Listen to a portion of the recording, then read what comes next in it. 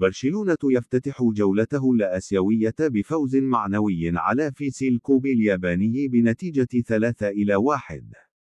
الدقيقة 33. إريك غارسيا يفتتح التسجيل بعد ركلة ثابتة استغلها الدفاع الياباني بشكل سيء. وقبل نهاية الشوط الأول، كوبي يعود بهدف عبر تيزي مياشيرو بعد خطأ دفاعي من البلوغرانا. في الشوط الثاني، يدخل ماركوس راشفورد للمرة الأولى بقميص برشلونة، ويشعل المباراة بصناعة هدف رائع. الوافد الجديد بارديغي، 19 سنة فقط، يسجل الهدف الثاني بعد تمريرة ساحرة من ليفاندوفسكي.